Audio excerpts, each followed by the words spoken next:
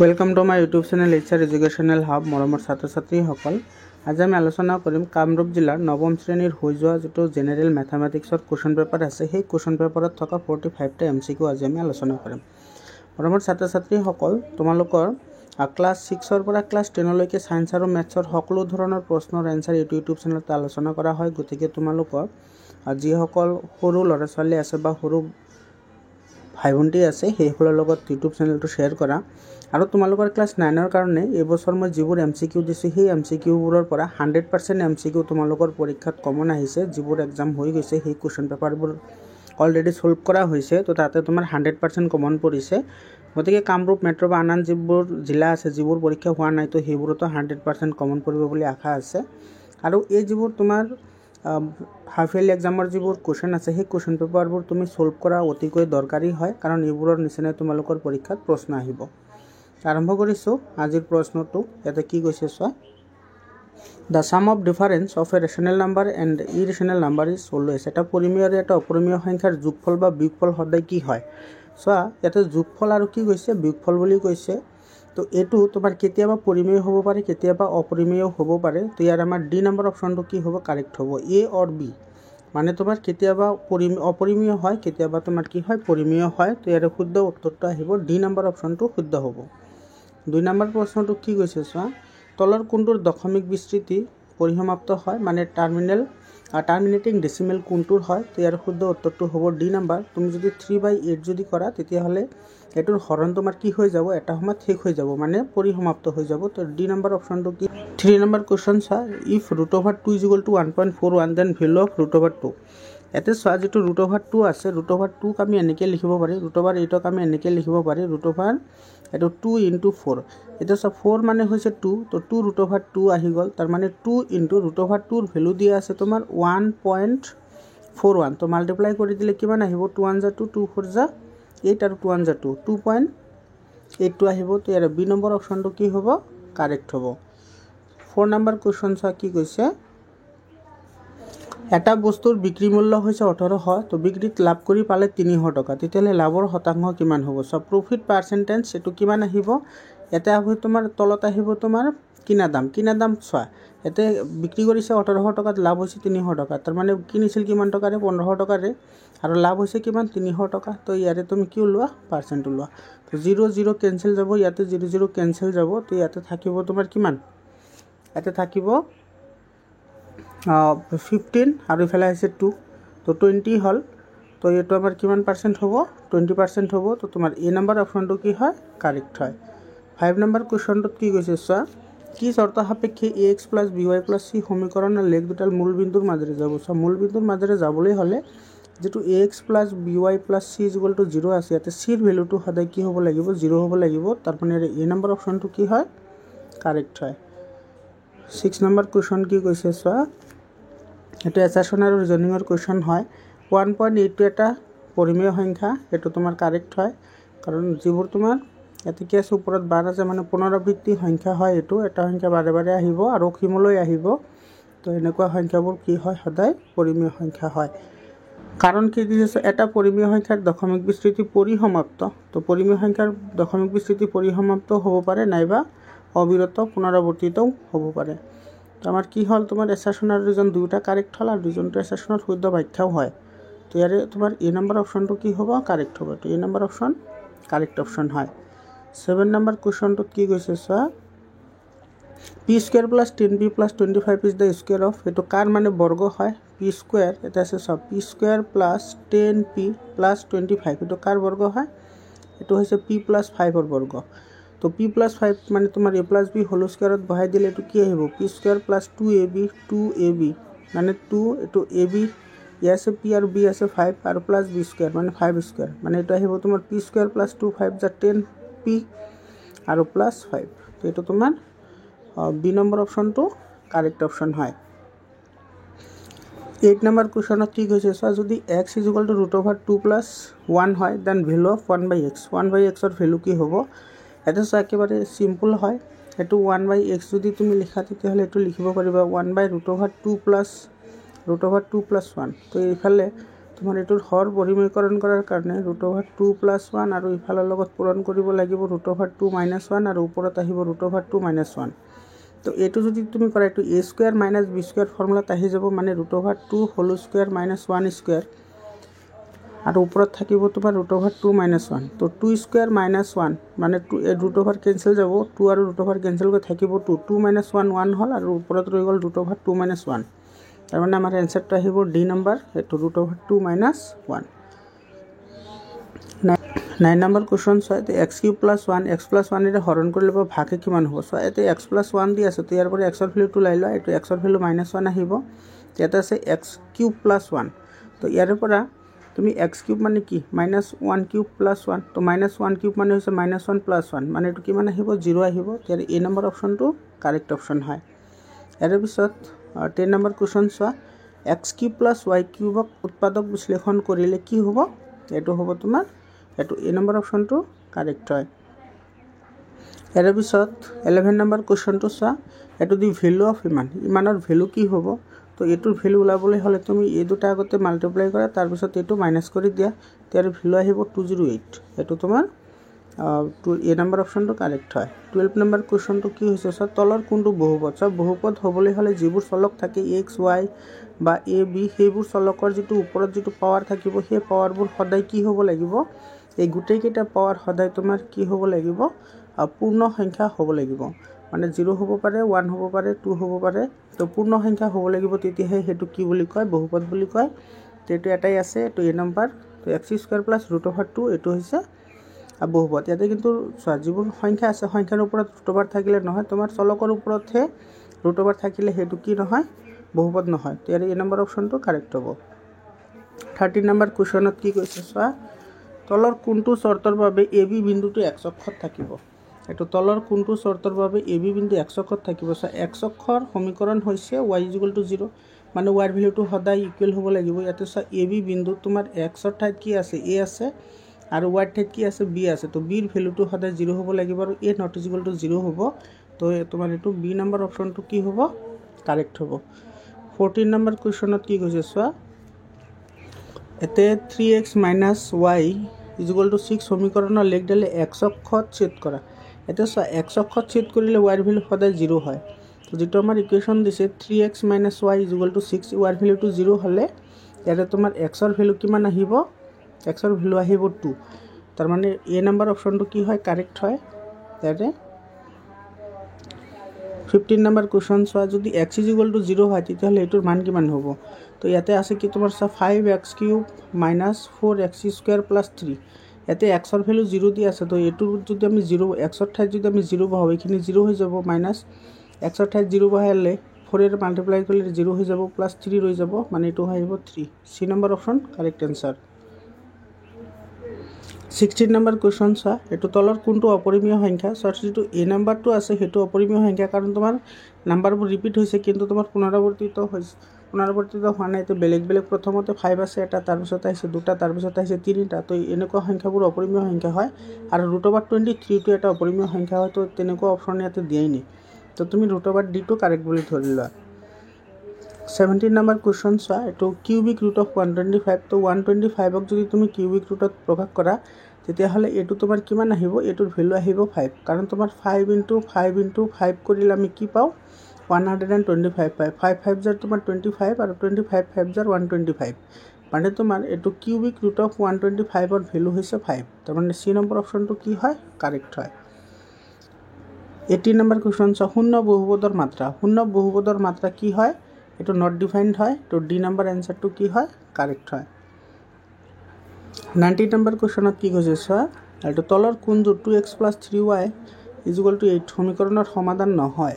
ইয়াতে x ৰ কোনটো ভেলুৰ কাৰণে মানে 8 নহ'ব? তো এইটো হ'ব তোমাৰ ডি নম্বৰ।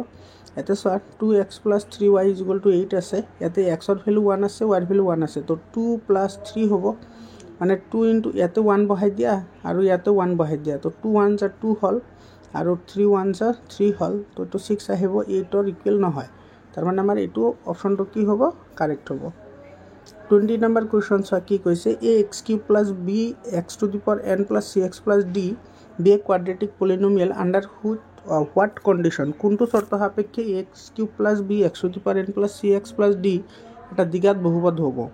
এতিয়া চোৱা, দ্বিঘাত বহুপদ হ'লে দ্বিঘাত বহুপদৰ সমীকৰণ আছিল ax + bx by + c = 0। এইটো আছিল আমাৰ দ্বিঘাত সমীকৰণ। আৰু দ্বিঘাত বহুপদৰ যিটো আৰ্হি সেইটো হৈছে ax² + bx + c, হয়নে? তো ইয়াতে চোৱা, তোমাৰ ইয়াতে আছে কি স্কুৱেৰ টাৰ্ম আহিব লাগিব, কিন্তু ইয়াতে 3 আছে, তাৰমানে ইয়াতে তোমাৰ মাষ্ট বি এৰ ভেলুটো কি হ'ব লাগিব, 0 হ'ব লাগিব। আৰু যিটো এনৰ যিটো ভেলু আছে সেইটো তোমাৰ 2 হ'ব লাগিব। তো ইয়াৰে তোমাৰ বি নম্বৰ অপশ্যনটো কি হয়, কাৰেক্ট হয়। 21 নম্বৰ কুৱেশ্যন চোৱা কি কৈছে, এইটো দ্য এফচিচা অফ দ্য পইণ্ট, মানে -2 -3 বিন্দুটোৰ ভুজ কিমান। চোৱা, ভুজ হ'লে তোমাৰ এক্সৰ ভেলু আহে আৰু কুটি হ'লে তোমাৰ ৱাইৰ ভেলু আহে। ইয়াতে এক্সৰ ভেলু আছে 2 -2 আৰু ৱাইৰ ভেলু আছে -3। তো সুধিছে ভুজৰ কথা, তো আমাৰ এক্স এইটো হ'ব -2 হ'ব। তো এ নম্বৰ অপশ্যনটো কাৰেক্ট অপশ্যন হয়। 22 নম্বৰ কুৱেশ্যন চোৱা, তলৰ কোনটো বিন্দু চতুৰ্থ চুকত থাকিব। চতুৰ্থ চুকৰ কথা কৈছোঁ। চোৱা, চতুৰ্থ চুক হ'লে তোমাৰ এইটো আহিব, এনেকৈ যদি আঁকা, এইটো তোমাৰ এক্স ডেছ, এইটো ৱাই ডেছ। এইটো প্ৰথমটোত দুয়োটা তোমাৰ পজিটিভ হয়, তাৰপিছতটোত তোমাৰ এটা নিগেটিভ হয় আৰু এটা পজিটিভ হয়, আৰু এইটো তোমাৰ দুয়োটা নিগেটিভ হয়, আৰু এইটো তোমাৰ কি হ'ব, এটা পজিটিভ হ'ব আৰু এটা নিগেটিভ হ'ব। তো এইটো কয় 1 নম্বৰ চুক, এইটো হৈছে 2 নম্বৰ চুক, এইটো হৈছে 3 নম্বৰ চুক, আৰু এইটো হৈছে 4 নম্বৰ চুক। তো ইয়াতে কৈছে চতুৰ্থ চুকত থাকিব, তো প্ৰথমটো পজিটিভ আহিব, পিছতটো নিগেটিভ আহিব। তো তোমাৰ ডি নম্বৰ অপশ্যনটো কি হয়, প্ৰথমটো পজিটিভ আছে, তাৰপিছতটো নিগেটিভ আছে।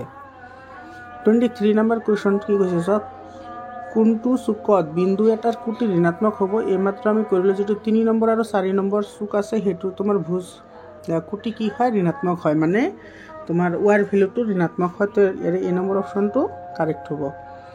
ইয়াৰে পিছত তোমাৰ কি কৈছে, চোৱা, যদি x = কি হয়, y হয়, তেতিয়াহ'লে আমি কি লিখিব পাৰিম, এইটো xy আৰু yx কি হ'ব, একে হ'ব, কাৰণ x = y হয়। তো ইয়াৰে এ নম্বৰ অপশ্যনটো কাৰেক্ট হয়।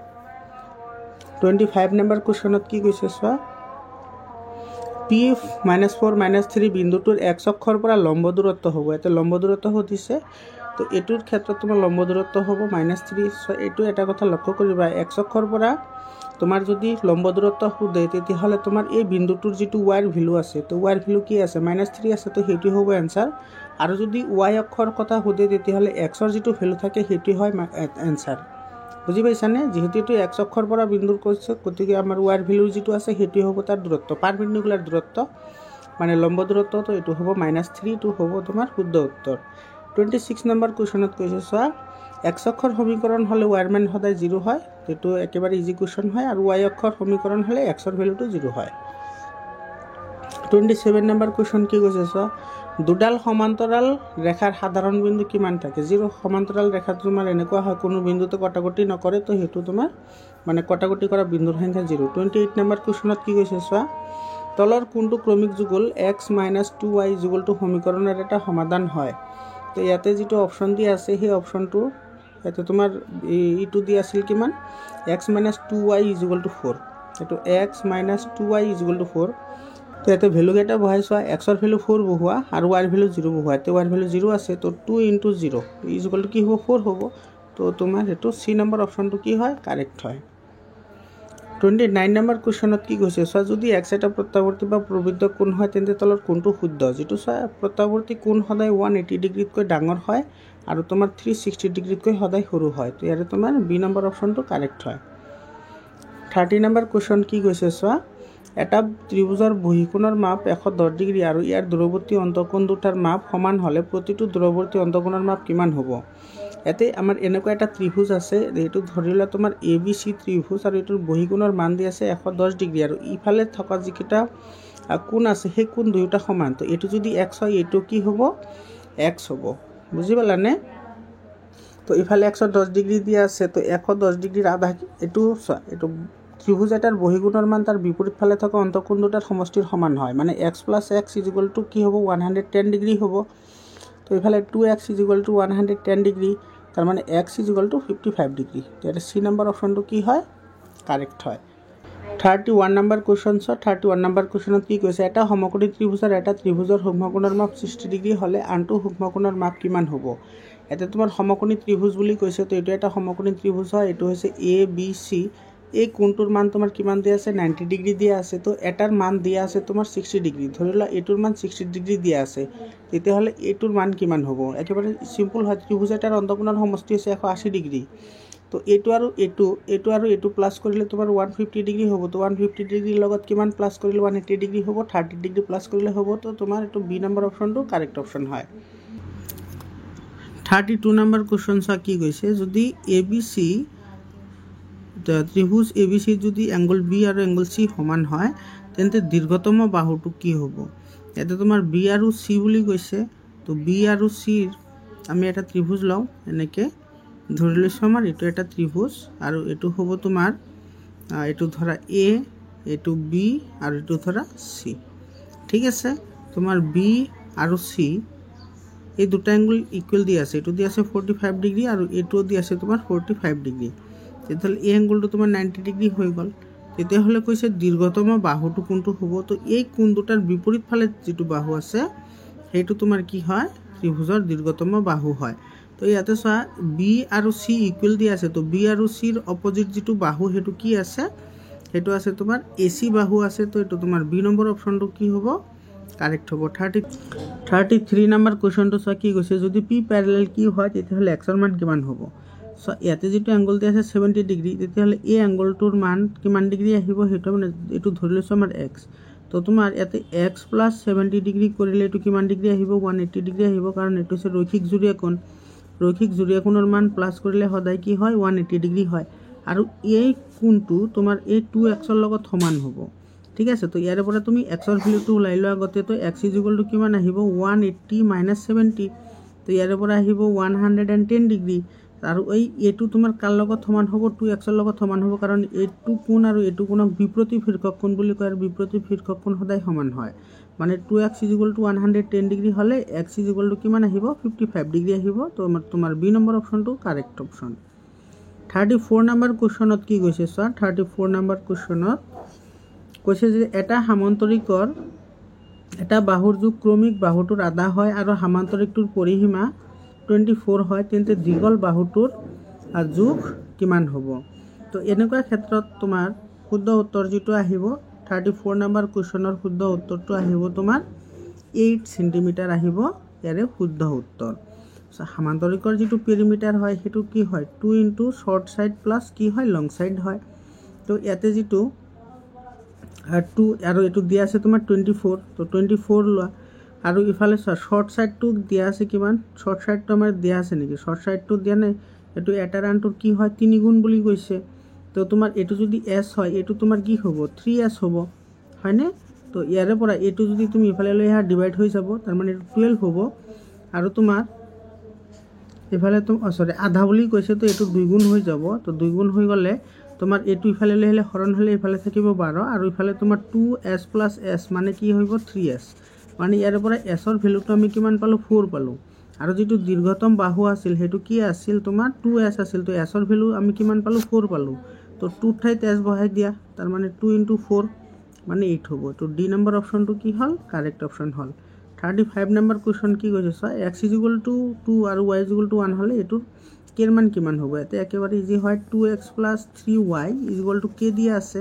ইয়াতে এক্সৰ ভেলু 2 দিয়া আছে। তো 2 2 গুণ 4 হ'ব। এক্সৰ ভেলু 2 বহালে 2 2 যা 4 হ'ব, প্লাছ ৱাইৰ ভেলুটো 1 দি আছে। তো 3 1 যা 3 ইকুৱেল টু কে, মানে 4 প্লাছ 3 কি হ'ল? 7 হ'ল। তো 7 ইকুৱেল টু কে। ইয়াতে চি নম্বৰ অপশ্যনটো কাৰেক্ট হয়। 36 নম্বৰ কুৱেশ্যন কি কৈছে চোৱা। তলৰ কোনটো ত্ৰিভুজৰ সৰ্বসমতাৰ স্বীকাৰ্য নহয়? তো সৰ্বসমতাৰ স্বীকাৰ্য নহয় কোনটো?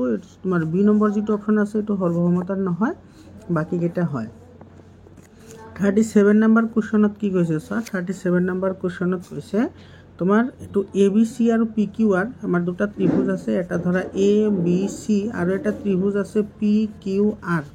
ইয়াতে এই এংগলটো 70 ডিগ্ৰী দিয়া আছে, এইটো দিয়া আছে তোমাৰ 70 ডিগ্ৰী। তেতিয়াহ'লে পি এংগলটো কি হ'ব? 70 ডিগ্ৰী হ'ব, কাৰণ তোমাৰ সৰ্বসম হ'লে তাৰ অনুৰূপ কোণবোৰ সদায় সমান হয়। ইয়াতে বি এংগলটো দিয়া আছে তোমাৰ 80 ডিগ্ৰী, তেতিয়াহ'লে কিউ এংগলটো কি হ'ব? 80 ডিগ্ৰী হ'ব।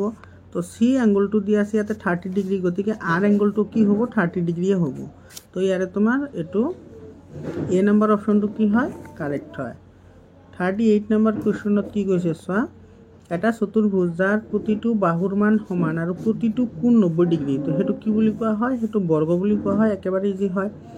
যিটো বৰ্গ আছে আমাৰ বৰ্গৰ এইটো ধৰি লোৱা এটা আমাৰ বৰ্গ। তো বৰ্গৰ যিবোৰ তোমাৰ কোণ হয় প্ৰতিটো কোণে 90 ডিগ্ৰী, এইটো 90 ডিগ্ৰী, এইটো 90 ডিগ্ৰী, এইটো 90 ডিগ্ৰী, আৰু ইয়াৰ প্ৰতিটো বাহুৰ মান কি থাকে? সমান থাকে। তো তাক কি বুলি কোৱা হয়? বৰ্গ বুলি কোৱা হয়। তো তোমাৰ বি নম্বৰ অপশ্যনটো কাৰেক্ট হ'ব। 39 নম্বৰ কুৱেশ্যনত কি কৈছে? চোৱা, এটা বস্তুৰ কিনাৰ দাম হৈছে 10 টকা, লাভ কৰিলে 10 টকা, আৰু কিনাৰ দাম হৈছে 100 টকা, লাভ কৰিলে 10 টকা। তাৰমানে বস্তুটোৰ বেচা দাম কিমান হ'ব? 110 টকা। তাৰমানে এইটো তোমাৰ ডি নম্বৰ অপশ্যনটো কাৰেক্ট হয়। ইয়াৰ পিছত তোমাৰ 40 নম্বৰ কুৱেশ্যনত কি কৈছে? চোৱা, এটা আছে তোমাৰ পি এক্স স্কুৱেৰ, এইটো মাইনাছ এইটো কিউ বাই 5 ইনটু এক্স প্লাছ এন। ইয়াতে এক্সৰ সহগ কি হ'ব? এইটো মাইনাছ কিউ বাই 5 হ'ব। এইটো ডি নম্বৰ অপশ্যনটো কাৰেক্ট হয়। 40 নম্বৰ কুৱেশ্যনত কি কৈছে? চোৱা, ইয়াতে যদি বৰ্গ এটাৰ চাৰিওটা বাহুৰ যোগফল 48 চেণ্টিমিটাৰ হয়, তেন্তে বৰ্গটোৰ বাহুৰ দিশ কিমান হ'ব? তো ইয়াতে চব পেৰিমিটাৰ দিয়া আছে। বৰ্গৰ পেৰিমিটাৰ এইটো 4 ইনটু চাইড হয়। তো ইয়াতে তোমাৰ পেৰিমিটাৰ দিয়া আছে 48। তো ইয়াৰে পৰা ইফালে আছে 4s। তো ইফালে s ইকুৱেল টু কি হ'ব? 48/4 হ'ব, মানে এইটো 12 আহিব। তো ইয়াৰে তোমাৰ বি নম্বৰ অপশ্যনটো কাৰেক্ট অপশ্যন হয়। 42 নম্বৰ কুৱেশ্যন চোৱা, 42 নম্বৰ কুৱেশ্যনত কি কৈছে? যদি এটা চতুৰ্ভুজৰ সন্নিহিত বাহু দুযোৰ পৰস্পৰ সমান, তেন্তে চতুৰ্ভুজটো কি হ'ব? ইয়াতে এটা চতুৰ্ভুজৰ সন্নিহিত বাহুযোৰ কি কৈছে? পৰস্পৰ সমান বুলি কৈছে। তেতিয়াহ'লে সেইবোৰক কি বুলি কয়? ৰম্বাজ বুলি কয়। তেতিয়া ডি নম্বৰ অপশ্যনটো কাৰেক্ট হয়। ইয়াৰে পিছত তোমাৰ 43 নম্বৰ কুৱেশ্যন চোৱা, 43 নম্বৰ কুৱেশ্যনটোত কি কৈছে? ইয়াতে পি কিউ আৰত এছ আৰু টি পি কিউ আৰৰ মধ্যবিন্দু হয়। যদি Q R equal to 10 centimetre হয়, তেতিয়াহ'লে এছ টি কিমান হ'ব? তো ইয়াৰে যিটো শুদ্ধ উত্তৰ আছে সেইটো হ'ব তোমাৰ এ নম্বৰ অপশ্যনটো কাৰেক্ট হ'ব। এইটো 5 চেণ্টিমিটাৰ কাৰেক্ট হ'ব। তো এই ক্ষেত্ৰত তুমি কি কৰিবা? এইটো 5 চেণ্টিমিটাৰ, এটা দিয়া আছে তোমাৰ 10 চেণ্টিমিটাৰ। তো 10ৰ হাফ কৰি দিবা। 10ৰ হাফ কিমান হয়? 5 হয়। এইটো এনচাৰ। 44 নম্বৰ কুৱেশ্যন, একেবাৰে ইজি কুৱেশ্যন দিছে। চ' এটা সমান্তৰিকৰ চাৰিওটা কোণৰ সমষ্টি কিমান ডিগ্ৰী? 360 ডিগ্ৰী। চি নম্বৰ অপশ্যনটো চোৱা। 45 নম্বৰ কুৱেশ্যনত কি কৈছে? ইয়াতে যদি এটা চতুৰ্ভুজৰ কোণবোৰৰ অনুপাত 3:5:9:13 হয়, তেন্তে আটাইতকৈ ডাঙৰ কোণ কোনটো হ'ব? চোৱা, এইটো 13 যিটো আছে সেইটো আটাইতকৈ ডাঙৰ কোণ হয়।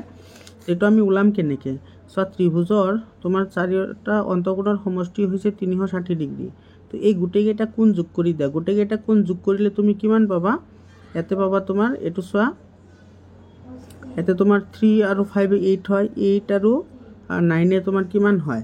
17 হয়। 17 আৰু 13 তোমাৰ কিমান হ'ল? 30 হ'ল। তো 30x ইকুৱেল টু 360। তো ইয়াৰে পৰা এক্সৰ ভেলু কিমান আহিব? এইটো আহিব 360 ডিভাইডেড বাই 30। 0 0 কেঞ্চেল যাব, আৰু ইফালে থাকিব তোমাৰ 3 1 = 3, 12 3 = 13। তো এক্সৰ ভেলু আমি কিমান পালোঁ? 12 পালোঁ। তো আমাৰ আটাইতকৈ ডাঙৰ কোণটো আছিল 13 আছিল। তো 13 × 12 এইটো কিমান আহিব? 156। তো ডি নম্বৰ অপশ্যনটো কাৰেক্ট হয়। মোৰ ছাত্ৰ ছাত্ৰীসকল, ইয়াৰে যিকেইটা লং কুৱেশ্যন আছে সেই লং কুৱেশ্যনকেইটাও চোৱা। যদি তোমালোকৰ PDF ফাইল লাগে, তোমালোকে PDF ফাইল পাই যাবা। মই পাৰ্চনেল হোৱাটছআপ নম্বৰ দি আছোঁ, তোমালোকে তাৰ পৰা PDF ফাইলবোৰ লৈ ল'বা। ইয়াতে চোৱা, মোৰ পাৰ্চনেল হোৱাটছআপ নম্বৰটো হৈছে 7002824673। এইটো নম্বৰ। আজিৰ কাৰণে এইখিনিয়ে। আকৌ লগ পাম বেলেগ এটা ভিডিঅ'লৈ। ধন্যবাদ।